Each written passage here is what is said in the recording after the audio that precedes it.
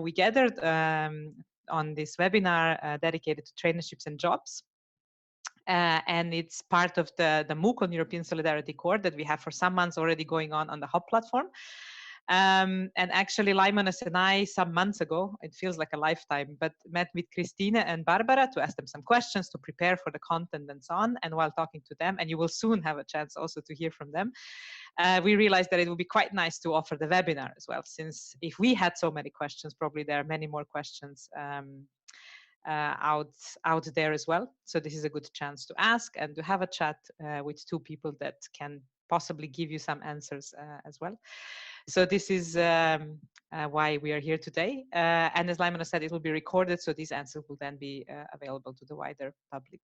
Yeah, but I will not use any more of our times. I'll be here to support, like Lymanus, this process of this dialogue or the conversation, but I will pass the mic to either Christina or Barbara. It's up to you which one goes first. And maybe you can also tell us a little bit about your context and where you're from and how are you related to traineeships and jobs. Yeah? Okay, I just go ahead and start, not to have a long break. So welcome also from my side. Hi, nice to see most of you. I'm Christine. I'm working in the European Solidarity Corps Resource Center. And we've been established shortly after the Solidarity Corps program was developed or came into place. And we are based in Vienna in the National Agency for Youth at the EZ, for those who know it maybe. And we are a team of 3 people. It's Melanie Jacobs, Romina Maitei, and myself. And we are working more or less to support the network to come up with high quality projects. And we have a few missions that we try to follow. And one of the main missions we have is to explore the concept of solidarity. Since solidarity is now back in the center of our attention, back in the center of this EU program. So we thought, okay, it's quite tricky to understand the concept, and we try to explore it further and, really try to make it tangible, if that's possible. We also coordinate and organize networking activities, which means conferences, seminars, trainings, all kind of supporting activities that for the network, for beneficiaries, for young people, but also for the NA colleagues, for the colleagues from the national agencies. We want to promote the Solidarity Corps as a tool to foster solidarity, as a tool to come up with more projects, to enable more possibilities for young people to engage, for organizations to become active in solidarity activities. And also we would like to build up a community of organizations and beneficiaries that are part of the Solidarity Corps program. So those are our main tasks. We try to work on it, and I'm happy to be here. And I'm also, since part of this high quality project implementation is part of our work, of course, jobs and traineeships is one of the biggest challenges within this new program, but also it's one of the biggest opportunities I see. So I'm really looking forward to discuss a bit with you and also hear your questions and see what's possible for all of us to do there. Thank you. So I go ahead. Hello, my name is Barbara Eglitis. I'm working for the EZ, which is the Austrian National Agency. And I'm responsible for the jobs and the traineeships and the coordination of the quality label. And I'm also a member of the Austrian National Agency Inclusion Group, supporting inclusion. How did I come to end up in the jobs and traineeships? Before my NA work, I worked for 12 years for an NGO, for an Austrian NGO, promoting intercultural exchanges. And I coordinated during these 12 years also a lot of traineeships with different other funding programs. So I have a bit experience outside of the European Solidarity Corps as well. And I see as my main part of my job to support organizations to find themselves, if they fit, in the program, and support them to develop really good job and traineeships in Austria. Thank you both. We are super grateful that you dedicated your time to be here. since I'm sure your agenda is packed with Zooms and Telegrams and all these kind of different things. So it's really, really great. And we can tell you from our experience that Christina and Barbara have a lot of answers to share. So I think that we can somehow slowly dive into the questions that we have already received and really, really motivate you to then, in the meantime, also type in your questions that you might have, because this is really a good chance to have people who maybe are not able to answer right now, but at least they can check and maybe come back to us with the answers later. So yeah, let's start. And actually, what we were thinking, and someone just joined, they knew this is the right time. We were talking about how to start and whether to immediately go to these very specific questions, but we thought that maybe what we can do is really to start with a really brief overview of traineeships and jobs, and maybe the main similarities and differences in that sense. Yeah, this is something that we already have on the MOOC, on the Hub platform, along with other things which we will not repeat, but this we thought is a good starting point. And then I would also share the screen and show you what we have there. And this is something that Laimanas and I actually did based on the conversations we have with Barbara and Christine. So I would ask one or both of you to maybe briefly just go through this. And if people in the audience already know this is even better. But for some who don't know, maybe this would be a good reminder. Yeah, so since this is something that we have online, so maybe I ask, Christina or Barbara, or maybe just to briefly go into what are these key differences and maybe even similarities between traineeships and jobs as an action. Okay, maybe I could just start, and Barbara, you add to whatever I'm missing. So one of the tricky parts that came up during introducing jobs and traineeships was the differentiation. So what really is the difference between those two actions or formats? And it's not clearly stated in a program guide, but if you take a bit of time and think about it, it becomes a bit more clear. And the thing is that traineeships, of course, they need more support. So trainees are the ones that are not really trained in the field. They are new to whatever activity they applied for. They maybe don't know the language so well. So in a nutshell, trainees just need more support, on the job support, but also a bit more mentoring. They need a bit more time to get into the job. And jobs, like organizations who apply for job projects, they can really go for high educated experts that for the best person they want for their job. So it's a bit of a difference in the expertise that the young people bring with them. There are quite technical differences, of course, like for example, traineeships needs to be remunerated, which means that the basic costs need to be covered by the organization or by the company. Wherever at the jobs part, it really needs to be an employment contract, and the people need to get paid according to national law. So there are quite technical differences, which are quite nicely put in the program guide. And there are this more not so easy to grasp differences, which is really about how much can you expect from the person that you hire? How much responsibility can be shared? So of course, for the trainee, it's a bit less responsibility, more support. For the employee, more responsibility, less support needed. Just a reminder, I think I will keep on repeating that during my answers, my possible answers. Always check with your national law, always check with your agency, because the laws in Europe are not the same everywhere. And like I can only speak for Austria, where I know the law a bit. But especially for the traineeships, there are in some countries there are special traineeship laws. In some countries there are no laws, and just make sure that you know in which environment you place your traineeship or job before you start that. Thank you both. I think there is one another interesting aspect here in these differences and similarities, and it's a question that at least I often get, and I'm sure you do as well. So maybe it's still worth to comment, which is the number of hours. Yeah, the infamous number of hours. So is there anything apart from, of course, checking the law and seeing what is prescribed? Is there anything maybe to be added from your side? What is kind of a recommended or somehow, or a good practice maybe from the projects that you have seen so far in terms of the number of hours that young people invest in traineeships and jobs? There is like what we say to our beneficiaries, but again, check with your national agency, because it can be, and some of my colleagues from other countries are here in the webinar as well, so maybe you can just complete me.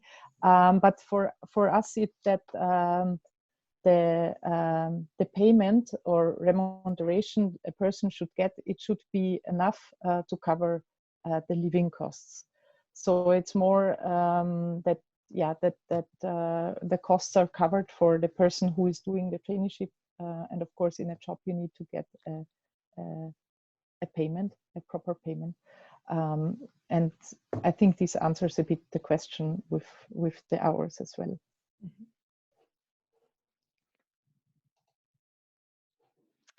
Okay, thank you for answering this. We have more people joining, so hello from our side as well. And then we continue with the questions that we received already in advance, yeah, either on Hop or on the email. And then one question was, is there any kind of database or a list where organizations and associations that accept trainees and well, employees can be found? Yeah. Yeah, I can answer that, and it's actually good news. I will share my screen with you, and let me see.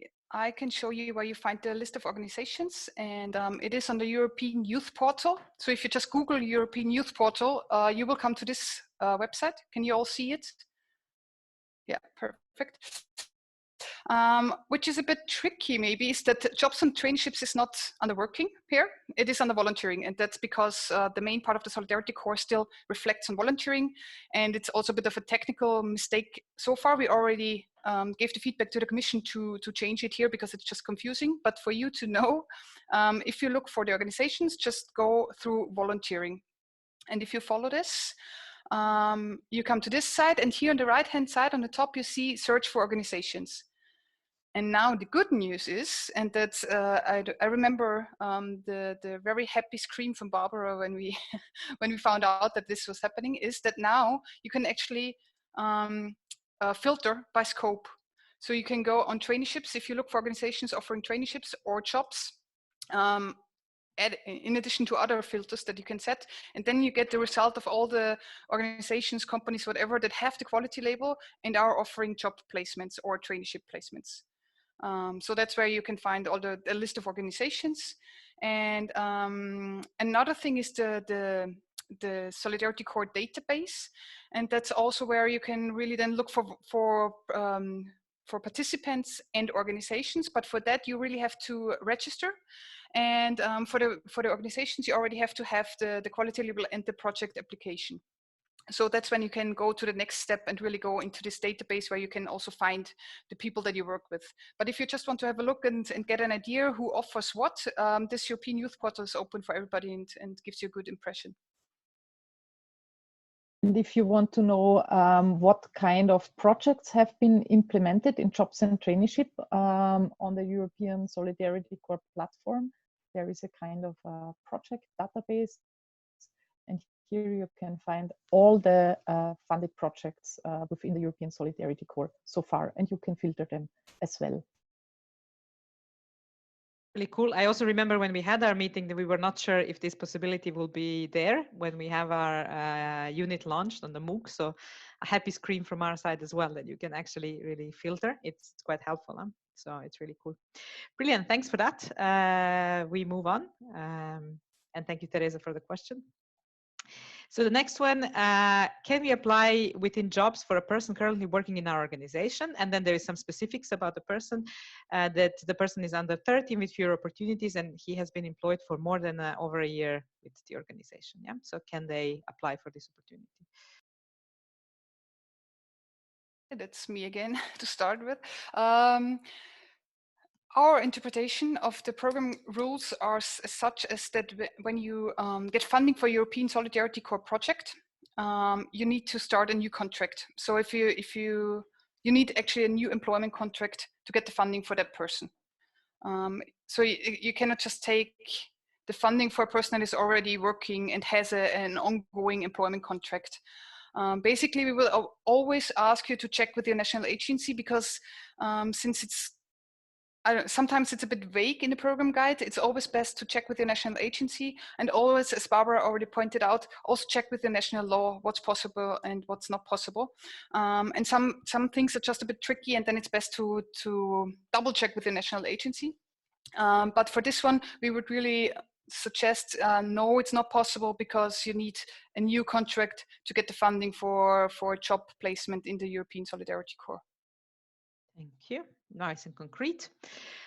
Then from the same person, also on the Hub platform, they say that we see that the application for jobs is kind of similar to the one that we apply for the project. Should the candidate only work on the one project and then describe it in the application? We were not super clear with the question, but Barbara was, so we give. I'm not sure if I understood the question, but maybe the person can just tell me if I answered it. Yes, it's true that the application form look very similar to volunteering projects, and it's because application forms are streamlined.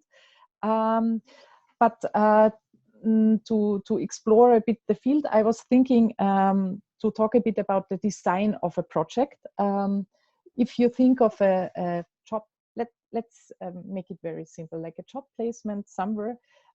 In an application form, you need only one quality label holder. So only the organization who applies for the grant has to have a quality label. And in this application form, more than one job or traineeship can be included.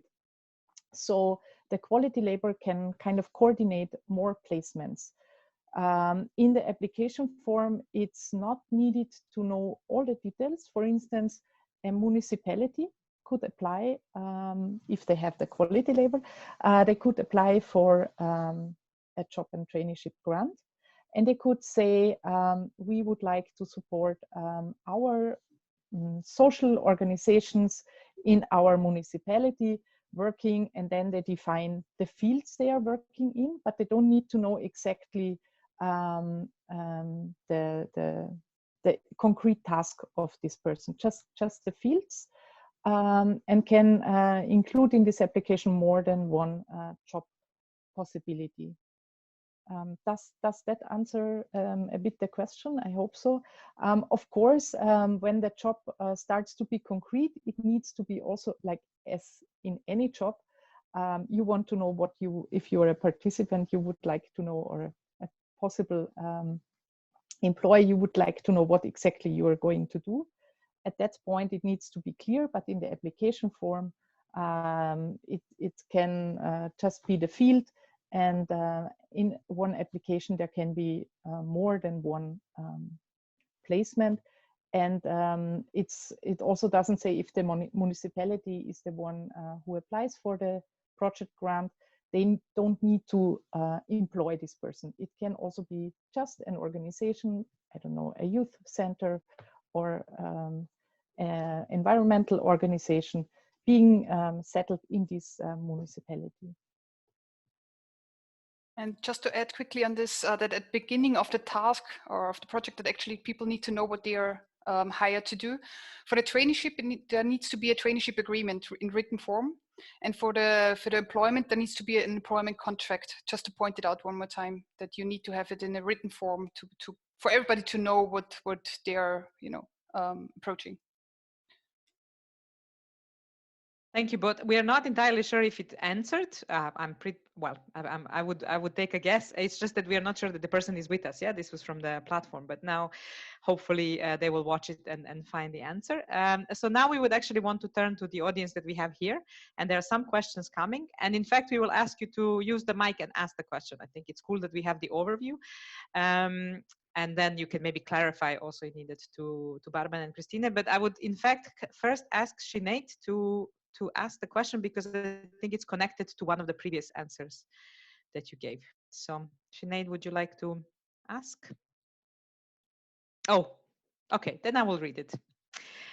So in terms of jobs, she says that she understands that you were saying about a new employment contract, and she wants to confirm, would it be okay if the participant was previously working in the organization, their contract came to an end, and then they were able to start the new European Solidarity Corps employment contract? So that would be an in-country project, and I think, but that's my interpretation, and please double check with your NA, but I don't think that there is anything against it. But please, before you think it's all fine, double check with the national agency, because they are the ones that need to agree on it. And make sure that national possibilities are possible in your country. For instance, in Austria, we have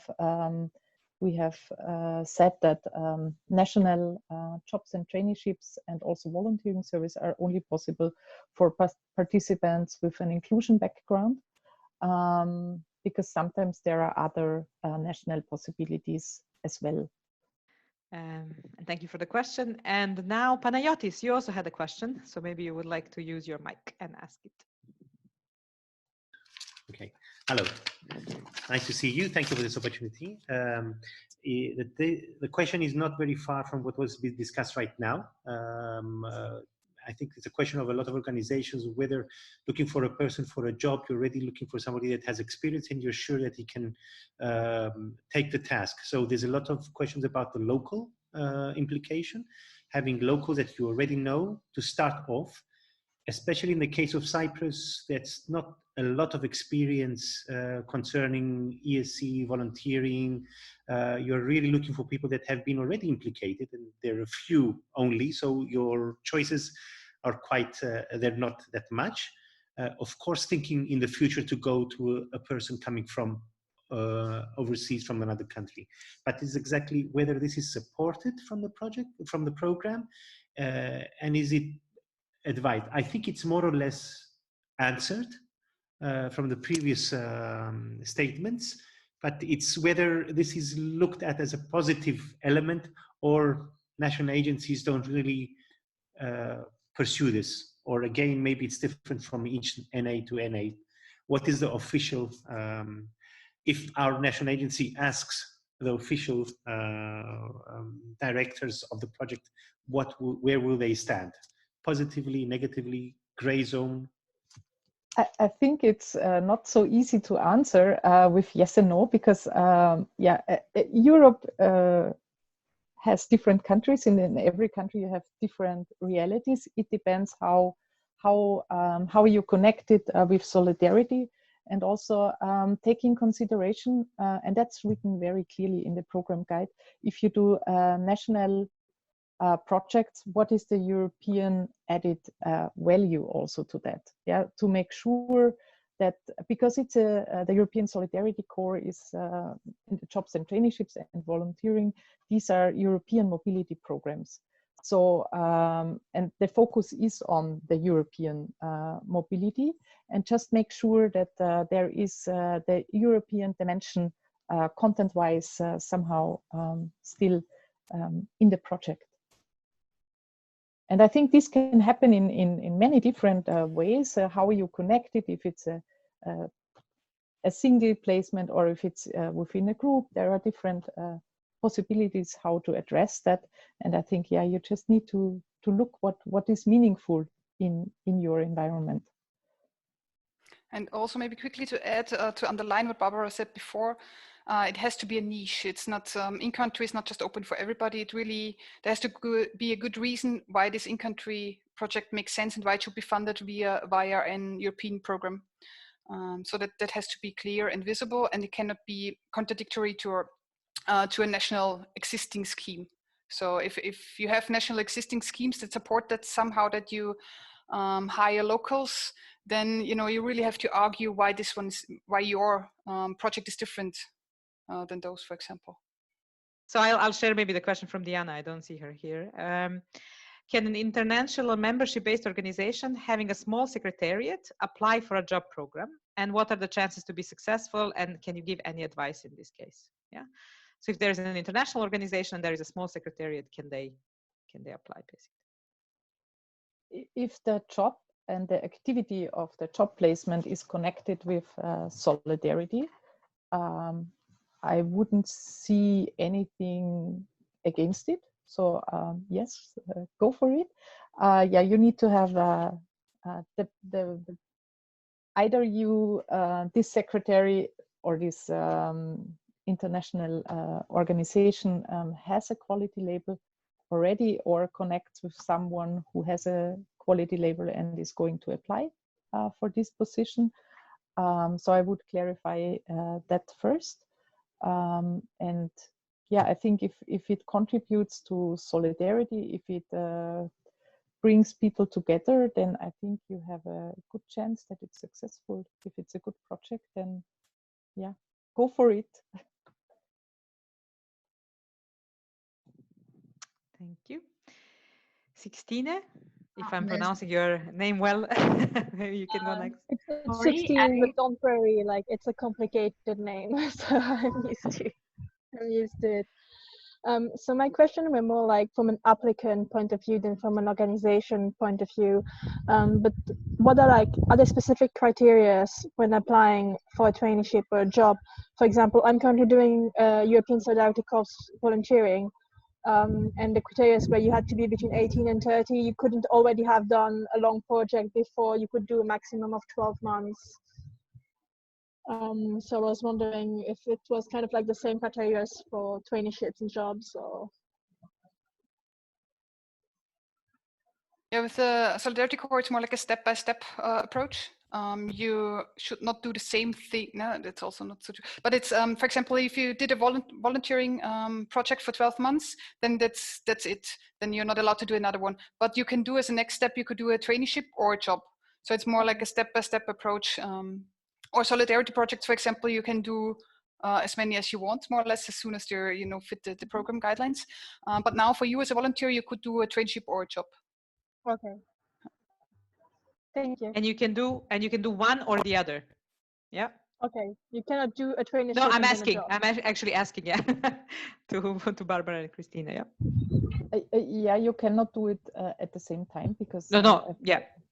And no, you can do a traineeship and you can do a job, like one after the other, as long as you're under 30. And yeah, you can do that. Just if you're a volunteer and you want to be hired by your organization you're volunteering in, just make sure in which field you enter, because if you straight after your voluntary service do it in your organization, then it would be count as a national job. If you go back to your country and then come back to your organization, it would be again international. Just a small detail. To be honest, after being stuck here without being able to go out for the past 2 months, I think I'm gonna go home for at least a couple of weeks once this is done. But... yeah, that's really unfortunate. Yeah, I mean, I'm in Italy, so we've been stuck since beginning of March. So. At least the weather looks nice. Yeah, at least I've got a balcony. Like if I'm stuck in the flat, at least I've got a balcony. That's nice. Yeah. Okay, thank you for your answers. Thank you. Thank you so much. And then I think we have a question from Sinead, that you were saying also, Barbara, which is about in the application, the budget calculator automatically calculates a relocation sum. What happens if you choose in-country participants? Does this money have to be given back? It isn't really clear. The form doesn't allow you to state whether you will choose in-country or cross-country, cross-border participants. Christina and me, we discussed exactly this question. So thank you for raising up the subject, because indeed it is not very clear. We would like, our latest knowledge is that it doesn't have to be given back, but just to make sure, we will get back to you with that question and try to find out a very concrete answer. Thank you. So from what I checked, and I'm also looking at Limonas, I don't know if I missed something, but I think this is the questions that we had in advance and here in the chat. Or actually, no, there is one more. That was I think the first one that arrived, because in the MOOC we also included, after talking to Barbara and Christine, that one curious fact that, for example, in Austria you cannot do internships. Yeah. And then someone was asking, okay, but why is that the case? Yeah, so maybe just to refer back, because I think it's interesting to know. Also, again, as a reminder, please do check with your national agencies what is the reality in your countries. Yeah, and there are similar cases in some other countries as well. So we are not the only one. So if you do a traineeship within the European Solidarity Corps, it can't be unpaid. And in Austria, and it has to be in that extent paid that you can cover your living costs. In Austria, there is a limit. It's approximately 400 euros. So if you get more than this amount, officially you were an employee. So it has to do with the Austrian law. And the fact that within the European Solidarity Corps, traineeships have to follow the European quality frame standard, which says that traineeships have to be paid and can't be unpaid. Thank you. So now we open the floor, invite for more questions. We still have some minutes of our webinar. So again, to remind you that this is a great opportunity to ask our guests whatever is on your minds and hearts about traineeships and jobs. And while you do that, we also ask two of them to prepare some of the questions that they often receive and that maybe find interesting to be shared with you, yeah? So we then open the mic, and in case you have some questions, please do write in the chat box. We will still answer them. So while waiting to your questions, one of the questions we receive very often is what can be a job and traineeship? What can I imagine? In which fields can it be?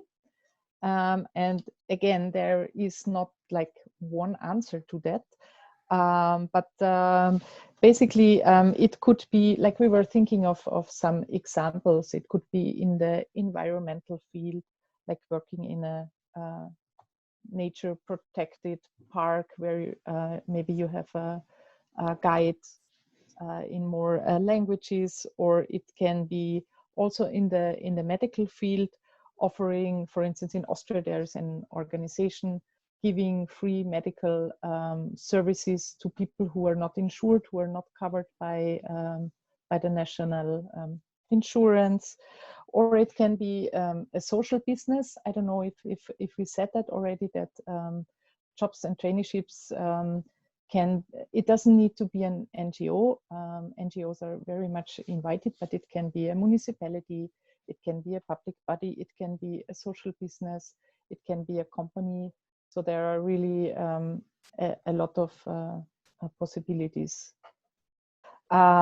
We like in I think on the platform also an example of an Austrian example. A video is shared, so you can have a look at that as well. We have also a job platform who applied for funding. They are supporting only NGOs, so there are really a lot of possibilities, and as long as it is connected with solidarity and fits to the overall guidelines, it can be supported. I remember now, sorry. What I wanted to add is just to point out that the solidarity aspect of a project cannot be the participant itself. So if the person has disadvantages or disabilities, whatever would be like an inclusion, that you could have inclusion support, for example, that's possible, but that doesn't make it a solidarity project. So the Commission has been very clear about that the person that you hire or that you give the traineeship to cannot be the reason why you would say this is a solidarity project. So that the solidarity dimension really has to be in the activity. So that it could also be a profit organization, for example. You could do the traineeship or the job in a company that goes for profit, but the activity itself, where the young person is engaged, needs to be non-profit and with the solidarity dimension. Yeah, and I like my first tip to everyone would be read the chapter in the guideline carefully, because the things are described here, and traineeships are possible till 6 months, jobs are possible till 12 months. And traineeships can only be prolonged to 12 months for a reason. For instance, if a person needs more time to learn, or there has to be a reason why you extend it to 12 months, because otherwise it would be a job. Yeah. Mm-hmm. And there was another question from Shinit for the step that to do a volunteering, then do a traineeship, and then do a job. It has to be also meaningful, this pathway. If all this happens in one organization, for instance, if you do your traineeship after your volunteering service in the same organization, it has to be clear what is the difference between the volunteering and the traineeship, and what would the person learn more to like. And with a job, I think it's more clear because it's an employment with a certain task. But yeah, make sure that that it's really meaningful if it is in the same organization. We have now received applications where organizations mix that, so that, for instance, yeah, young people do a voluntary service abroad. And then they do a traineeship really focusing on their field where they are, where they want or where they will be educated, and then to get an employment. But this not happening all in one organization. Mm-hmm. And there was also a question about whether it's possible, acceptable to find co-financing. Yeah. Yes, it is possible. And it's very much welcome. For instance, you can co-finance it. You have to check, of course, with your national realities, but you can co-finance it with national possibilities, or even with other EU funds, for instance, European Social Fund, or other funding, as long as it's not Erasmus Plus Youth in Action and the European Solidarity Corps itself. And just make sure that if you find co-funding, that it doesn't fund the same budget lines, because you have the clear budget lines in the Solidarity Corps that are funded, travel, for example, or organizational support. So if you find co-funding, you cannot fund the same elements. But you can find co-funding for the remuneration or the wage of the person. So that's fine. That's possible. Thanks a lot. I think that means that that we are coming to an end, and soon we will share a few more information with you. But then one last question, maybe to Barbara and Christine: is there something that you still think was left unsaid, and you would really, really like people in this room today to know? Yeah. It's always an easy question, is it? Actually, it is, because we faced some challenges since this new action came into place, and but I really think it has a great opportunity. It is a great chance for the whole network to deliver more, to bring in more possibilities, more opportunities for young people, but also for the organizations and the companies. So I really think, like, even if it sounds very complicated and sometimes it might be a bit frustrating, take the opportunity, don't get scared, ask a national agency, try to get peer support and see examples from colleagues that have been there already, and really go for it. I think it's a great opportunity, and yeah, I think it's a great chance for us as a network to also have jobs and traineeships involved now. Yeah, I can just underline everything you said, Christina. It's really a great chance. If I got it right, my impression was that many of you who are here now today with us are coming from the volunteering field. I think it really allows to open new fields. Organizations can network with sectors which were not possible before. So I think that's really a great chance also to develop things outside of volunteering, outside of jobs and traineeships, just yeah, to work together. And I would encourage you to think big and to connect with other organizations, not to stay as a single fighter. I think that's also the aim of the European Solidarity Corps, that organizations are working together. So yeah, if you want to join it, yeah, get in touch with your NA and go for it. Thank you, Barbara and Christina, and thank you for taking the time to join us today. And now I will pass the mic to Laimanas. Hi.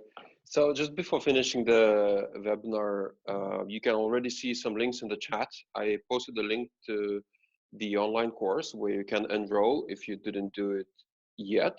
I also posted 2 links to our social media profiles on Facebook and Instagram, and just wanted to show you very briefly, actually, you know, what you can expect when you go online and enroll to the course. Yeah, so once you enroll, you can see that you can choose between 7 different units. So you can at first just explore the essentials, and then you can choose later on which activity is the most interesting for you. So you can focus on content related to volunteering, to solidarity projects, traineeships and jobs. You can also look deeper at how to prepare and acquire the quality label if you want to host. And also in general, how to get ready to apply. And basically from there, you jump into all more detailed content. We have developed plenty of videos, discussions, different tasks, helping people to really understand the details how the European Solidarity Corps works. So looking forward to having you there. The course is open, doesn't have any criteria, anyone can learn, and it will continue staying further on. So that's briefly, and then we will be also posting some news on our social media, and then this particular webinar recording will be added later to the discussion forum under the Traineeships and Jobs unit, as well on our social media channels. So for now, thanks a lot, everyone. Have a good day and meet you further online. Yeah, thanks for joining and see you soon. Yeah. Bye.